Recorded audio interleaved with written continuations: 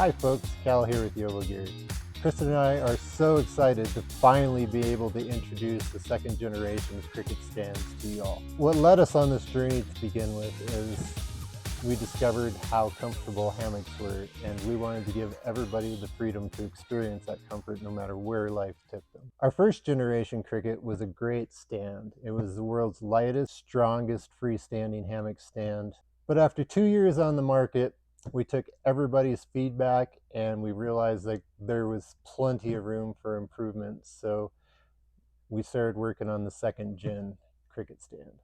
On the Gen 1, the poles were telescoping and you had these push buttons, and what we found for people that had arthritis or just didn't have as strong of fingers, they were difficult to push, but it was a great leg and it worked. It served its purpose. What we wanted to do is just make it all around easier for everybody. So on the second gen, what we did is we went with carbon fiber, and nowadays carbon fiber comes in a mat so that it's strong in all directions. Historically, carbon fiber always had one direction in which it was weak, usually like the twisting action, and it would break. So with this mat design, it's flexible and strong in all directions. So I didn't have to worry about the poles shattering or splintering like with the old school, the first generations of the carbon fiber. And then assembly is much easier. It just shot cords together just like your tent poles, just like so, and that's how fast the legs go together. We did, if you want, it's an option on the ultralight. If you want to have adjustable legs, on all the other models, they come with the adjustable legs. So you still have an optional push button, and it just simply pushes in and gives you that little bit of adjustment in height for all the legs. It's really simple to push. It's a single push button instead of a double. Like you can see, this one had one on each side. This just has one on one side, which makes it a little bit easier to use. And so that'll give you way more adjustment and control on all your different terrains. Or if you want to lower your head in, or however you prefer to lay, you can get that sweet spot dialed in and you can return it there easily every time.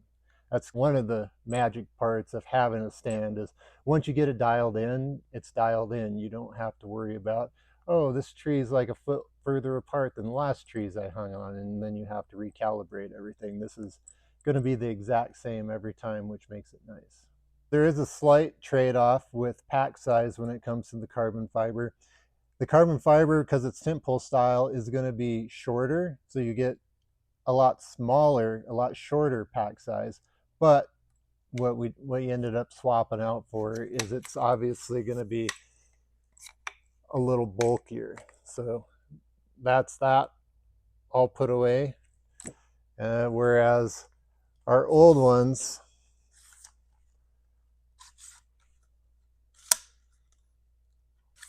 all put away. So this is a single pole and this is a single pole. So you can see that this ended up being much shorter, but about twice as bulky. So if you're a fan of the old school Crickets, don't worry, there'll be plenty of used ones available once we launch these ones. Something else we upgraded is our hubs. Our original hubs were machined out of a solid block of 7000 series aluminum, which is really neat and they're beautiful, but we found that we could easily make them lighter and actually add stability to the stand just by going back to a cylindrical hub with holes drilled all the way through it. Well, this is hollow. And then what we did with this one, because it's kind of a confusing piece of equipment, is we printed the logo on top. So as long as it reads YOBOgear from left to right, and that's on top, that's the configuration that you put it on when you install your poles into the hub. The weight savings, this one was pushing 5 ounces, like 4 3/4 ounces, I believe, and these are just barely over an ounce. So between two hubs, it saved you about 6 ounces, which is quite a lot, and added more stability to your stand.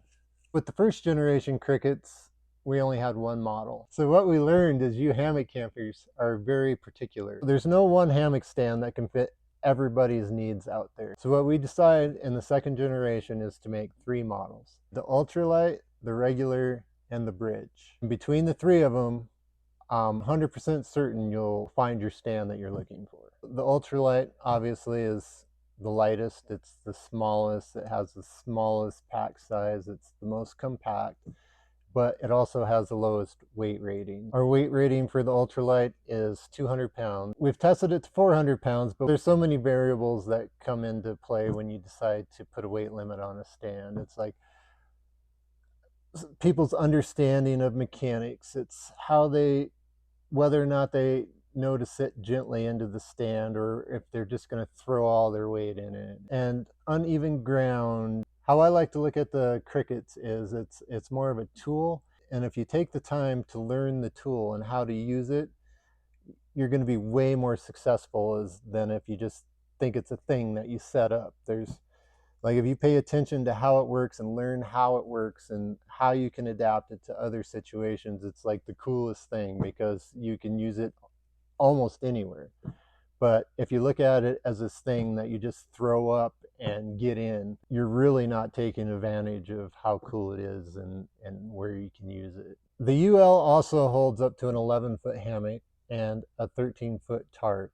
We wanted to make sure we didn't take any functionality away from the design of that stand. So we actually made it a little bit more user-friendly because the original Cricket only held up to a 12-foot tarp. Our next model is the regular Cricket stand.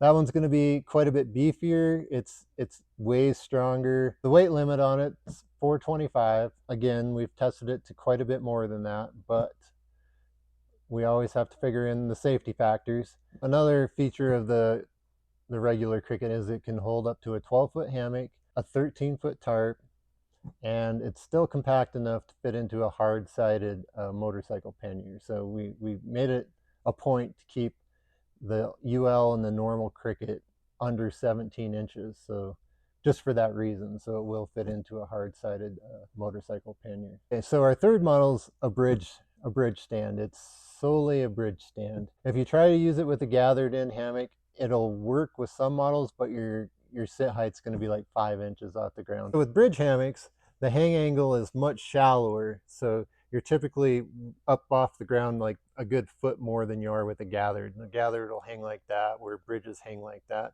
So if you try to make a stand that worked with both, it's very difficult to do it a good job and hit both of those. What you end up doing is having to design 2 distinctly different stands. The bridge suspensions are much longer than on a gathered in. So what we had to do, rather than make a stand that was 13 feet long, we shortened it up a little bit.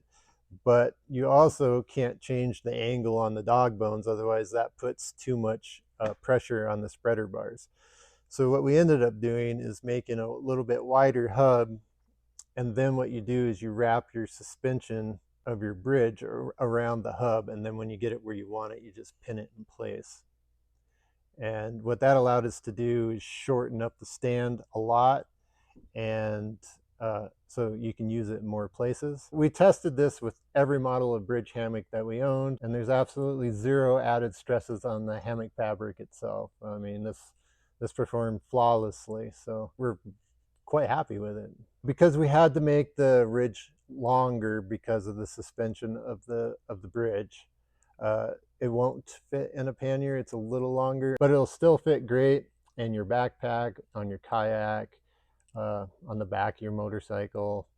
I mean, it's still hands down the most compact bridge hammock stand out there. This is a very unique piece of gear that I've ever had, in the way that it's carbon fiber, and all of a sudden I find myself like a little bit sad when I get a scratch in it, but that's kind of the nature of the beast when you use it. I mean, it's gorgeous. It has like a showroom car quality finish, and you're like, man, I just got a scratch in it. But it will not affect the functionality to get a scratch on it. It's just what's going to happen when you use it in outdoors. Your stand's just going to collect little memories, and that's okay.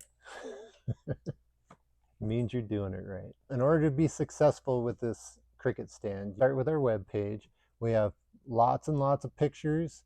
We have every measurement assembled and in the bag. Our setup videos on YouTube. Watch that video until you are sure that you understand everything there is to know about your stand. So you just ordered your stand. It just showed up at your house. First thing you do, set it up. Set it up right away in your home. That way you can go through everything, you can understand how everything works, you can make sure you got all the pieces, you're not missing anything. Help yourself out, put your tarp on it, put your hammock on it, set it all up, go through it, know exactly how it works, and then when you get out into the field, it'll be a walk in the park and just nothing to worry about because you've already done all your homework. There's no surprises. It's going to set up exactly the same in the field as it did in your home. We'd much rather help you in the safety of your own home than you cursing us in the dark in nature because you can't send us an email. So all that said, we know you're just going to have a great time with your generation 2 cricket stands. This generation crickets is especially special to me right now too, because my grown children have come on board and are helping us assemble and ship, and they're finally part of the Yobo team now, and that makes me very happy. Before I sign off, I want to thank everybody for just standing with us for all these years through all of our different iterations of stands, all the way from the very beginning, the Yobo stand, and then later the Freedom stand, and the Gen 1 Cricket, the Hive stand, and the Turtle Bug, and the Gen 2 Cricket. And I just want to thank you for all your support and all your kind words and feedback. And it's the stories like, I didn't think I'd build a hammock camp anymore. Or I didn't think I'd build a camp at all anymore because I have a bad back, and laying on the ground I just can't do it. But now to see people get out with their kids and their friends and their grandkids, and you all just get to hang out together, and I get to hear your stories. So this whole thing has been a real passion project. We listen to you, our awesome customers, and your feedback is all over our new designs.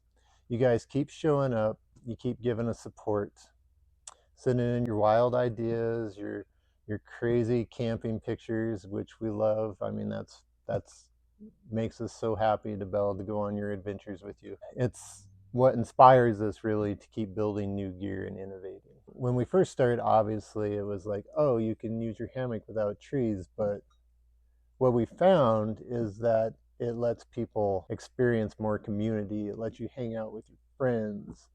Originally, you were just spread out through the forest, and it's like, oh, Bob's way over there and Alice is over there. It's really cool to see people build like little communities. Like you all get together, you set up your stands, and you have this cool little community where you just all hang out together. Kind of similar to like you'd be able to do with a tent, except you're way more comfortable. Our stands are about community, they're about health, they're about freedom, they're about connecting with nature and each other. That said, all of us here at YOBOgear wish you all the greatest adventures. Happy hammocking from Cal, Kristen, Cinnamon, and the whole YOBOgear family.